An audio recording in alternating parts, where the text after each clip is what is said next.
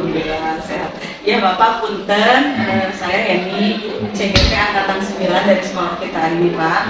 Ada salah satu tugas demonstrasi kontekstual, yaitu mewawancara kepala sekolah. Nah, temanya itu tentang pengambilan kebijakan berdasarkan nilai-nilai kebajikan gitu. Nah, jadi gini Pak, intinya sebagai pimpinan kan Bapak diminta untuk menentukan suatu kebijakan atau keputusan ketika ada masalah. Nah, biasanya berbenturan dengan dilema etika atau kadang ada rujukan moral dan seperti itu. Nah, saya yakin Bapak sudah banyak pengalamannya, jadi saya ingin Bapak berbagi gitu seperti itu. Bapak, berarti kalau menjadi kepala sekolah udah berapa tahun ya Pak? Ya, pengalaman saya awal dari kepala sekolah alhamdulillah ya, dari mulai tahun 2017. Oh iya. Dari 2017 saya sudah mulai ditempatkan di sekolah pertama ya.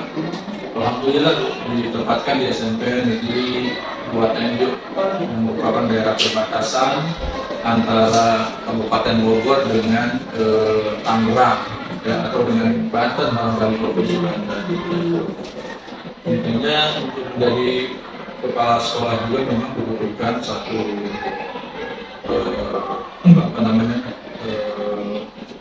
kualifikasi ya, baik itu dalam artian kemampuan untuk memimpin, kemampuan artinya dalam dari berbagai pengetahuan dan juga keterampilan itu adalah memang satu syarat ya. Jadi alhamdulillah ya, bahwa saya itu dengan teman-teman yang sebanyak 28 merupakan alumni kepala sekolah alumni Solo. Jadi itu merupakan satu program kementerian.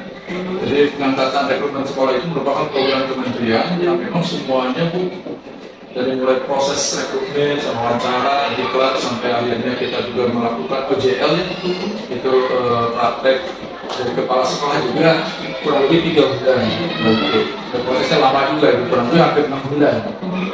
Lalu keluarlah sertifikat kepala sekolah. Ya, alhamdulillah, artinya itu suatu anugerah yang ada prosesnya dari jangka pengalaman dan hebat. Diangkat dari kepala sekolah itu diberikan satu fasilitas oleh kementerian, ya, itu pusat kementerian.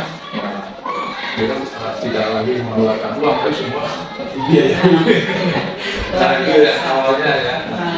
Lalu Pak, berarti dari tahun 2000 berapa tadi? 17 ya. Udah banyak makan asam garam lah.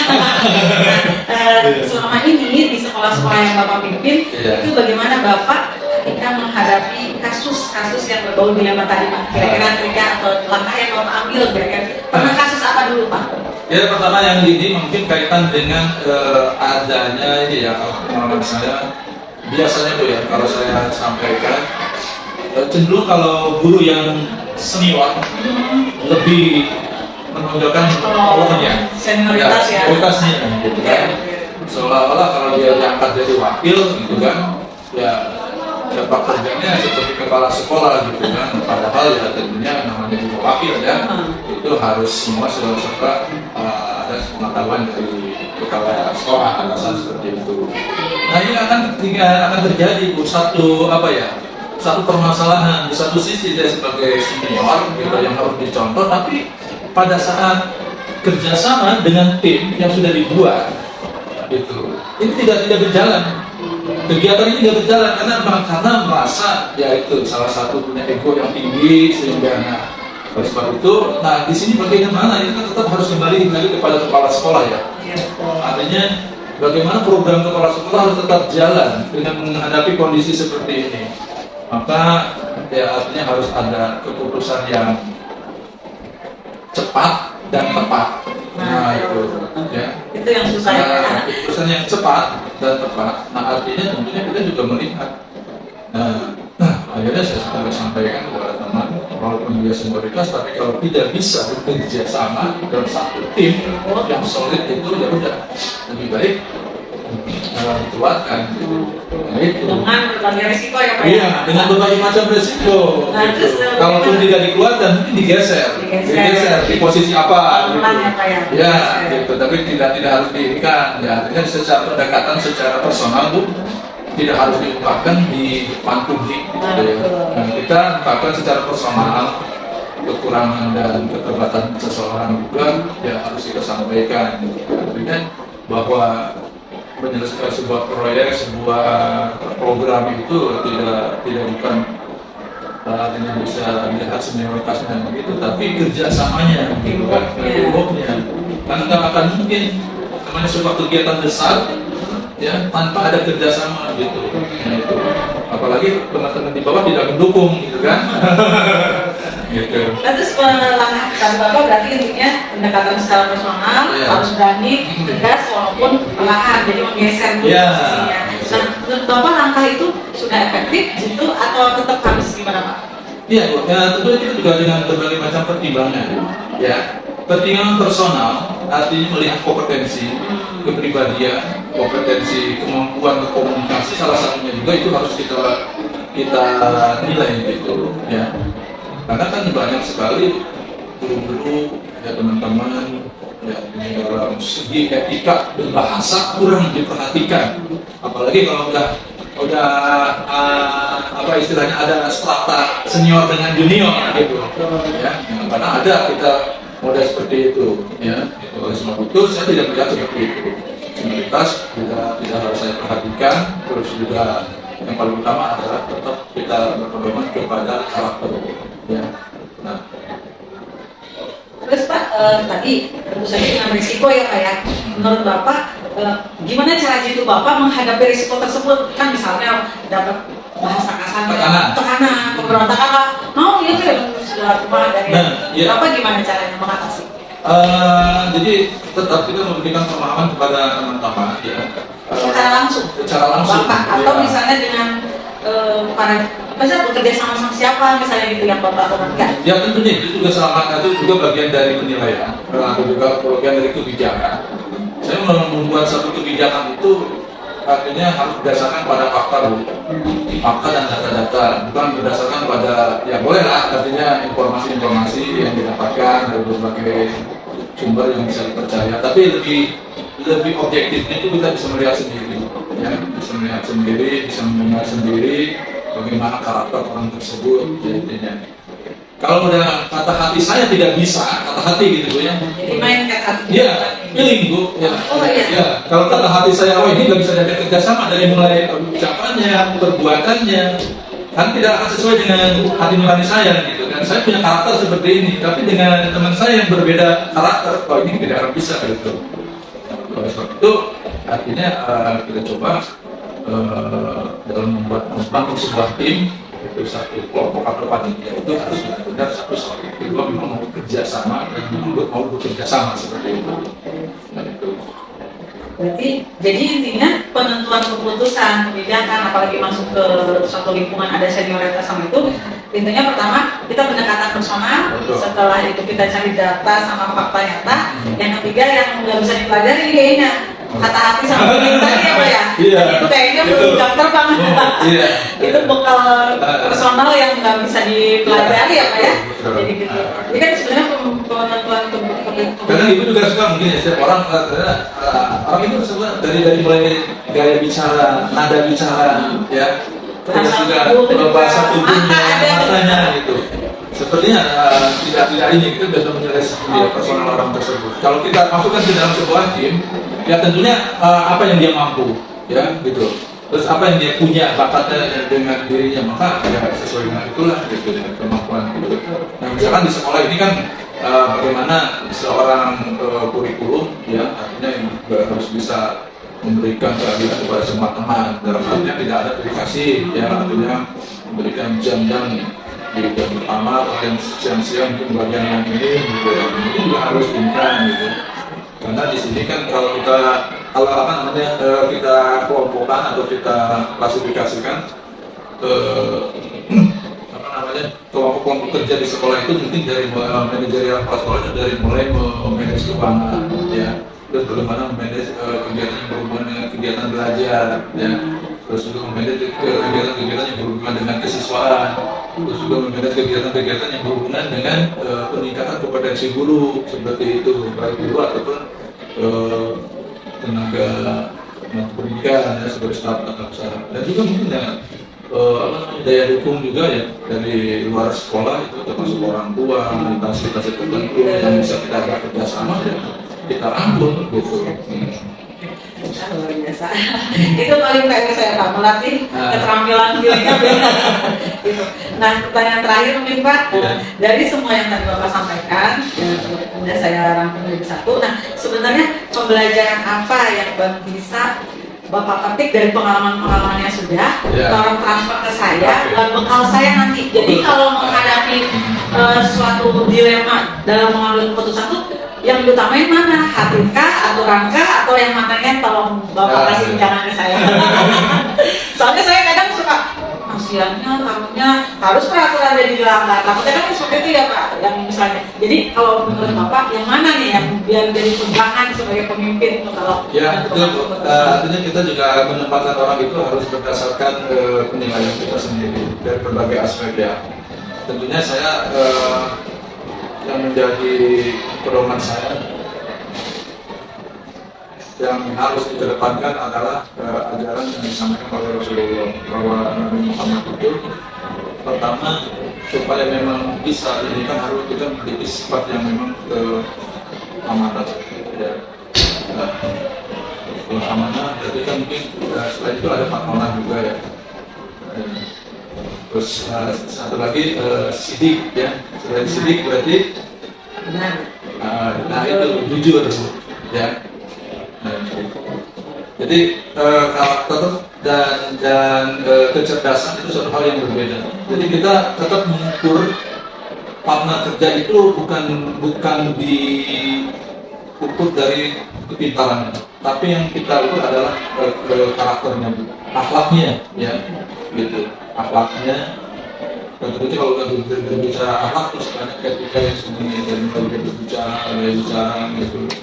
Nah, juga salah satu tadi yang paling utama adalah setelah dia itu jujur kan akhirnya kan bisa dipercaya. Nah, itu faktor-faktor yang lain seperti kecerdasan itu kan sebenarnya include ya gitu. Ya seperti itu. Alhamdulillah, insya Allah saya makin paham nih Pak, punya modal. Ternyata dalam mengambil keputusan itu kalau udah berbalik ke yang Pak tadi amanah itu insya Allah ya. Sekali-kali kita memutuskan persoalan kata orang begini, ibu harus begini. Nah, jangan sama seperti itu. Kalau kita belum tahu betul karakter orang itu, akhirnya bisa berbalik ke kita. Iya, berbalik ke kita setelah kita jadikan wakil, ternyata kok dia kontra terus dengan kita, gitu. Itu kan kalau misalnya kita menurut orang lain, gitu. Maka saya di sini menerapkan tidak seperti itu, ya. Jangan katanya doang ya. Kalau kata teman seperti ini, nah nanti baru kita kesimpulan dari teman ini ternyata menurut ini pendapat di sini bagus, pendapat sini bagus, berarti menurut pendapat saya pribadi, ternyata benar juga ya gitu. Tapi kalau ada perbedaan, berarti ternyata pendapat sini mungkin subjektif, gitu, tidak ini. Untuk sesi wawancara kali ini cukup. Terima kasih Bapak atas kesempatannya. Insya Allah ilmu-ilmunya bakal terus saya itu minta anak-anak Bapak. Terima kasih Pak. Assalamualaikum. Waalaikumsalam warahmatullahi wabarakatuh.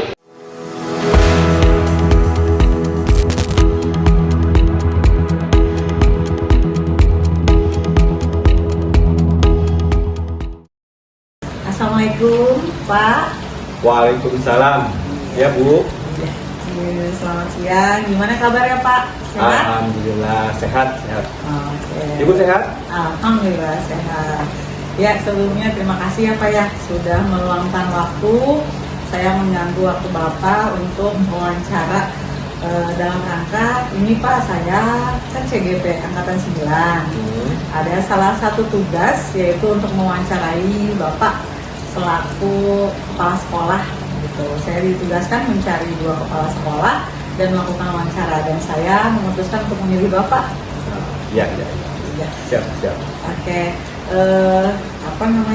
Ada beberapa hal nanti yang akan saya tanyakan berkaitan dengan ini Pak, pengambilan keputusan berbasis nilai-nilai kebajikan sebagai pemimpin. Nah, yang saya tahu Bapak kan kepala SMA Widya Kusuma udah cukup lama ya Pak ya. Betul. saya yakin Bapak pasti sudah banyak makan asam garam menjadi seorang pemimpin di sekolah ini. Gini Pak, salah satu materinya yaitu tentang pengambilan keputusan berbasis nilai-nilai kebajikan sebagai pemimpin, di mana sebagai seorang pemimpin itu kan kadang kita dihadapkan sama permasalahan yang berujung dengan dilema ya Pak ya. Ya, nah, seperti itu. Saya ingin tahu gimana selama ini Bapak dalam mengidentifikasi kasus-kasus yang merupakan dilema etika atau bujukan moral. Nah, Bapak pasti udah banyak ngalamin hal ini. Gimana Pak menurut Bapak? Kasus ya? Ya, Kasus. yang dianggap kasus. Yang dianggap kasus baru ini nih, baru aja. Tahu ini lagi dalam prosesnya sebenarnya. Jadi di bulan Desember ini biasanya kalau SMA Widya Kusuma itu menghimpun siswa-siswa yang akan ikut SNBP. SNBP itu di kelas 12 ya Pak? kelas 12, usia kelas 12 ya. Jadi yang siswa yang ingin melanjutkan ke perguruan tinggi negeri via jalur rapot ya SNBP. Nah, dalam via jalur rapot ini ada yang namanya eligible. Eligible ini adalah siswa yang bukan sah ya. Jadi menurut apa namanya itu? Oh ini boleh ikut kriterianya. ya sesuai dengan kriteria yang ditetapkan, ini boleh masuk ke eligible. Gitu. Nah gitu. Cuman ada beberapa yaitu tadi kalau dibilang kasus, ini kasus juga sebenarnya. Yang pertama, penentuan jurusan biasanya antara siswa dengan orang tua berbeda. Itu dari pertama dulu ya, dari orang tua. Kemudian udah ada yang klop juga nih, udah ada orang tua dan anaknya yang klop. Itu berbeda dengan apa yang diarahkan oleh sekolah, terutama di pilihan kampusnya. Karena dua pihak ini biasanya suka ada dua pilihan yang berbeda atau penentuan yang berbeda. Karena gini, kriterianya begini mungkin. Kalau di sekolah punya targetnya apa? Meluluskan siswa sebanyak mungkin sesuai dengan kuota. Kalau perlu kuotanya 15 ya udah 15-nya lulus semua gitu. Karena buat tidak ke depan. Nah, karena kedepannya juga kan bisa dikatakan ini sebuah apa ya, prestasi buat sekolah ketika meluluskan anak didiknya ke perguruan tinggi negeri. Terus yang kedua, ini yang kasus yang kedua, kadang orang tua suka, kalau bahasa Sundanya itu kekeh dengan pendiriannya. Saya mau jurusan A, kampusnya A gitu. Sedangkan sekolah itu kan, terutama SMA Widya Kusuma, itu sebenarnya kalau dihitungan dari grade ya kan ada grade bawah, grade tengah, dan grade atas. Ada kampus dengan levelnya tinggi, menengah, dan bawah. Nah, SMA Widya Kusuma itu hanya ada di level tengah sebenarnya. Belum masuk ke level top 5 lah, misalkan ITB, Unpad, ITB, dan UI itu belum masuk. Nah, yang jadi permasalahan itu banyak orang tua yang justru ketika diarahkan malah ngambil yang 5 besar ini, yang top 5 ini. Dia maunya masuknya yang top 5 itu. Okay. Padahal dari sisi nilai oke lah bisa. Tapi kalau dari sisi nilai sekolah itu sebenarnya belum masuk ke situ. Begitu. Nah itu yang jadi kasus ya, di kasus di sini. Yang jadi dilemanya apa di situ? Ya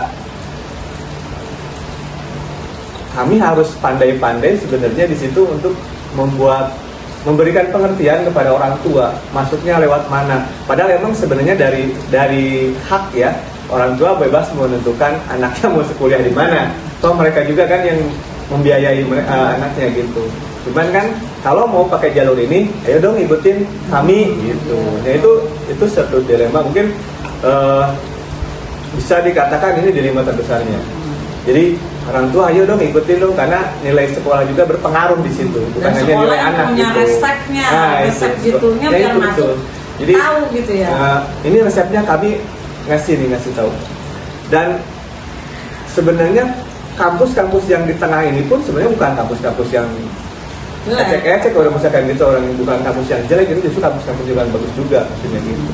Hanya orang tua ya namanya juga mungkin anak ada ada ekspektasi tersendiri buat anaknya.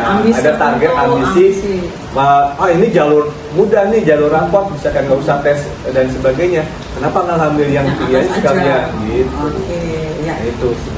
Berarti selama ini pokoknya kasusnya itu terutama siswa kelas 12 untuk penentuan eligible, di mana dilemanya itu antara keinginan orang tua, anak dan pihak sekolah ngeblend gitu ya Pak ya. Oke.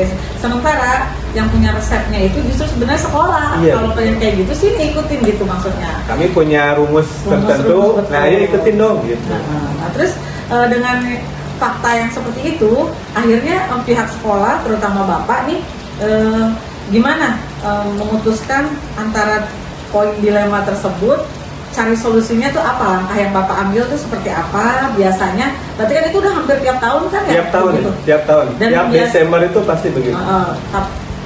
Walaupun mungkin kadar masalahnya berbeda, tapi pasti kejadian yang kayak gitu. Pasti. Nah, sekarang yang saya ingin tanyakan, gimana cara Bapak gitu menangani kasus-kasus tersebut? Mengidentifikasinya kan tadi udah caranya gitu karena. Nah, gimana prosedur yang biasa Bapak lakukan baik Bapak maupun pihak sekolah ada jadi suatu keputusan tuh kayak gimana? Saya itu kan ada tim ya. Oh, ada tim. Saya bentuk tim khusus yang menangani SNPP. Jadi ada tim, kalau ini tim pemenangan lah, tim kelolosan gitu istilahnya gitu. Jadi bagaimana caranya biar anak-anak kita itu banyak yang lolos di PTN. Nah, tim saya ini yang justru dari awal harus mengumpulkan data dan harus punya data, baik data akademik maupun data non akademik, misalnya orang tua, pekerjaan orang tua, kemampuan orang tua, apakah nanti ketika kuliah itu mereka itu mampu untuk membiayai anaknya. Jangan sampai nanti kalau lewat jalur ini kan, mohon maaf ya Bu, putus di tengah jalan pun nanti berpengaruh kepada pihak sekolah. Nah gitu. Nah kami itu ada tim itu. Nah khusus untuk ini ada edukasi khusus kan. Jadi ada edukasi khusus terutama untuk siswa dan orang tua yang masuk eligible tadi. Itu dipanggil. Nanti ada rapat khusus untuk orang tua di sini.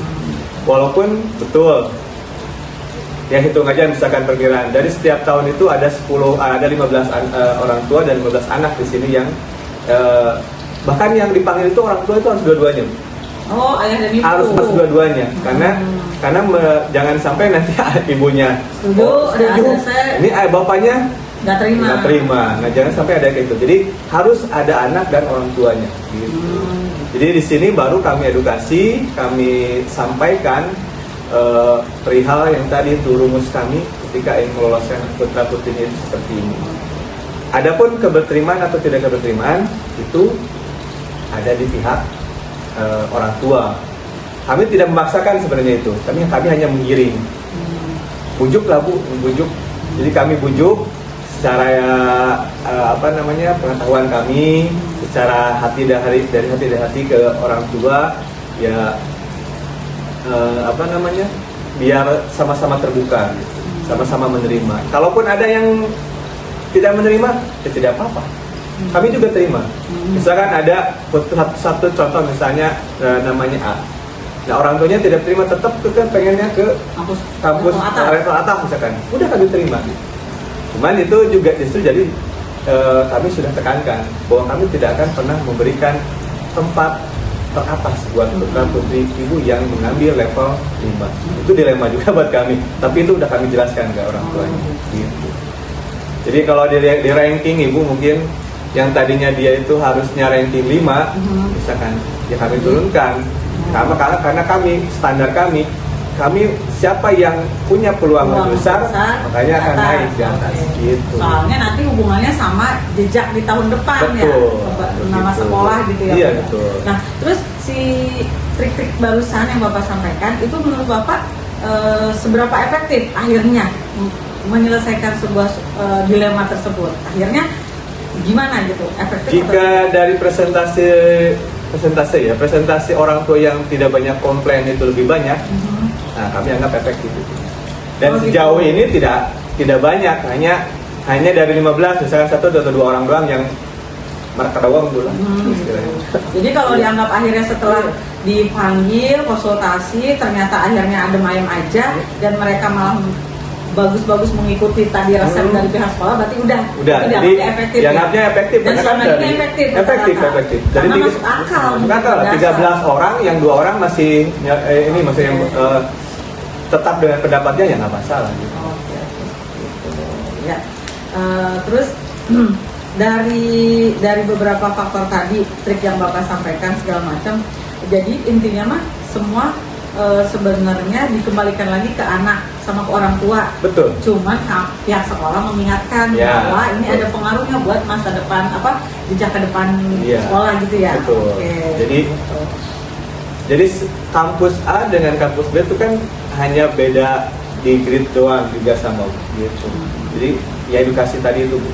Ya, oke, berarti saya sudah sedikit banyak bisa membayangkan lah gimana sebenarnya rutinitas kasus setiap tahunnya seperti itu ya, walaupun dengan kadar atau porsi yang berbeda tingkat kesukarannya ya dalam memutuskan kasus. Karena kan berarti kondisi orang tua tahun ini dengan keinginan anak tahun ini bakal beda dengan tahun kemarin sebelumnya gitu ya. Berarti artinya Bapak juga punya beban yang berbeda setiap tahunnya dalam menanganinya. Oke, nah dari semua hal yang telah tadi Bapak sampaikan, baik identifikasi, kemudian rumus-rumus Bapak dalam menyelesaikan masalah, itu pembelajaran apa yang Bapak dalam petik dari pengalaman setiap tahunnya dalam mengambil keputusan tersebut? Jadi timnya mungkin harus ekstra paham ya, terutama mengenai informasi yang terbaru karena setiap tahun informasi berbeda. Jadi proses penetapan, proses pendaftaran sampai tanggal pun itu berbeda-beda. Jadi saya menekankan bahwa tim ini harus tanggap. Nah, yang kedua, tim juga harus paham tentang proses rumus tadi. Jadi jangan sampai nanti nggak paham atau hanya mengikuti alur orang tua saja. Gitu. Padahal sekolah punya target juga. Terus yang ketiga ya bagaimana motivasi anak sebenarnya. Motivasi anak setiap tahun agar terutama dalam proses belajarnya untuk targetnya sebagai target untuk PTN. Setiap tahun kita tahun itu kami itu dari kelas 10 sudah informasi ini sudah disampaikan. Nah kami kerjasama dengan Bimbel, data, ada yang namanya parenting. Nah itu udah dari awal udah disampaikan gitu. Walaupun ujungnya masih tetap ada yang seperti itu. Nah dan yang ketiga ya namanya menghadapi siswa dan orang tua ya. Mungkin ya kami harus sabar. Juga ya. Karena macam-macam ya tingkah pola orang tua, anak, keinginan, harapan gitu ya. Oke, luar biasa sekali. Oh ya tadi rata-rata masuknya ke kampus mana ya kalau dari SMA ini? UPI Bandung, Undip, oh udah ada yang di Udayana. Oh Bali ya? Jauh. Bali. Banyak Malang. Oh luar biasa. Yang di Jakarta UIN. Dan itu semua berdasarkan resep-resep itu tadi ya? Iya betul. Oke, siap. Oke. Kayaknya sudah cukup Pak, luar biasa, obrolan yang sangat bermakna kalau menurut saya. Nanti kebetulan saya punya anak nih Pak, sama yang udah mau masuk kuliah, berarti yang penting ini ya, berarti harus intens komunikasi dengan pihak sekolah ya, terutama ke teamworknya tadi terutama ke timnya tadi. Karena setiap tahun beda kebijakan. Setiap tahun beda kebijakan. Berarti bakal beda rumus dari rumus. Dan ini rumus ini biasanya tiap sekolah juga beda ya? Setiap sekolah beda-beda. Ada yang tidak buat tim, ada dia wali kelas, ada yang guru BP. Ada guru BP doang. Tapi kalau kami tim-tim. Oke, luar biasa ya. Terima kasih Bapak atas waktunya. Mudah-mudahan kedepannya Bapak menjadi seorang pemimpin yang sangat